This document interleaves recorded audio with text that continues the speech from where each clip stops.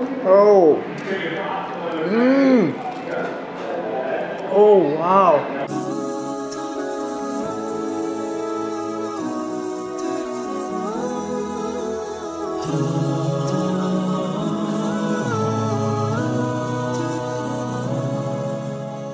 আসসালামু আলাইকুম everyone, this is Shoaib with food fantasy. আজকে আমরা এসেছি ঢাকার বনানীর 11 নম্বর রোডে শেফস কুজিনে। এটা মূলত একটা ফুড স্টল। দরজা দিয়ে ভেতরে ঢুকলেই হাতের বামে 3 থেকে 4টা স্টল পাওয়া যাবে। তার মধ্যে একদম শেষের স্টলটি হচ্ছে শেফস কুজিন। এখানে আসার পরই আমরা মেনুটা হাতে নিই, যেখানে বেশ কয়েক ধরনের বার্গার ছিল, এবং সেখান থেকে আমি বিফ চিজ ডিলাইট এই বার্গারটি চুজ করি উইথ রেগুলার স্পাইস।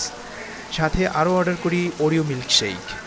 ভিউয়ার্স, এটা হচ্ছে শেফস কুজিনের কিচেনটার একটা বিশেষত্ব হচ্ছে এখানকার চুলাটা স্পেশালি বানানো শুধুমাত্র ফ্রাই করার জন্য। And finally they are ready for today's review.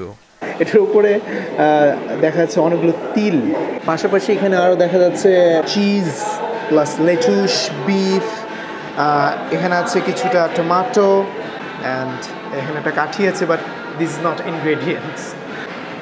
Wow, মানে 240 টাকার ভিতরে এত ভারী burger, very good.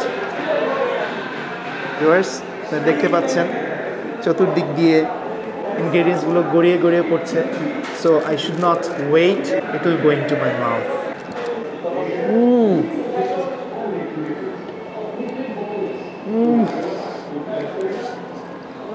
Oh. Oh, wow.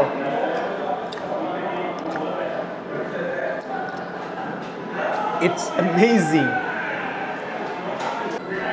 Horrible এই কথাটা যদি পজিটিভ ওয়েতে ইউজ করা যেত তাহলে আমি এটা বলতাম যে this burger is হরিবলি tasty. Look at that, it's incredibly tasty. এবং সবচেয়ে মজার ব্যাপার হচ্ছে যে আমি যখন কামড় দিচ্ছি তখন বার্গারের ভিতরের কিছু পেঁয়াজও দেওয়া আছে এখানে, পাশাপাশি বিফের পরিমাণটা অনেক বেশি, এবং বিফটা একবারেই খুব ফ্রেশ। মানে কিছু কিছু বার্গার থাকে এরকম যে বিফটা একটু বাসি থাকে, বাট এখানে এই চান্সটা নেই। আপনারা দেখছেন কীভাবে যে এই বার্গারটা বানানো হয়। বিফটা খুবই ফ্রেশ এবং স্পাইসি। ওদের এখানে 3টা ফ্লেভার দেওয়া আছে, একটা হচ্ছে স্পাইসি যেটা রেগুলার, একটা নর্মাল স্পাইসি, আর একটা হচ্ছে এক্সট্রিম স্পাইসি। সো আমি খুব ঝাল খাই না, এই কারণে আমি নিয়েছি রেগুলার স্পাইসিটা। এবং এই কারণে কিন্তু স্পাইসি যেই নর্মাল একটা ফ্লেভার থাকে সেটা কিন্তু আমি পাচ্ছি। দ্যাট মিনস তাদের আইটেমের সাথে তাদের খাবারের মান পারফেক্ট। ভিউয়ার্স, বার্গারটি সত্যি অসাধারণ ছিল। Every bite gives a new experience of taste. প্রত্যেকটা ইনগ্রেডিয়েন্টস আলাদা আলাদা করে ফিল করা যাচ্ছিল। বার্গারের শেষে হাতে নিলাম ওরিও মিল্কশেক। যখন সার্ভ করা হয় এটার ভেতরটা খুবই ঘন ছিল, এই কারণে বেশ কয়েকবার শেক করতে হয় এটাকে। গরমের যে ক্লান্তি ভাব সেটা দূর করার জন্য it will be okay. So let's have a try.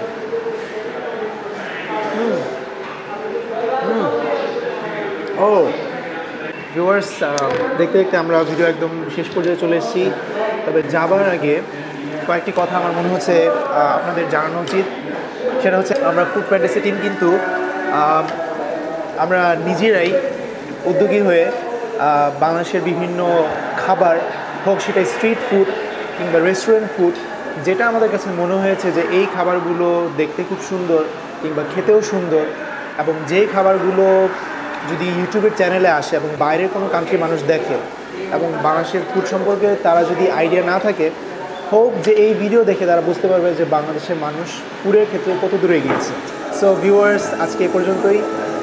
দেখা হবে নেক্সট এপিসোডে। সে পর্যন্ত ভালো থাকুন, সুস্থ থাকুন। আসসালামু আলাইকুম।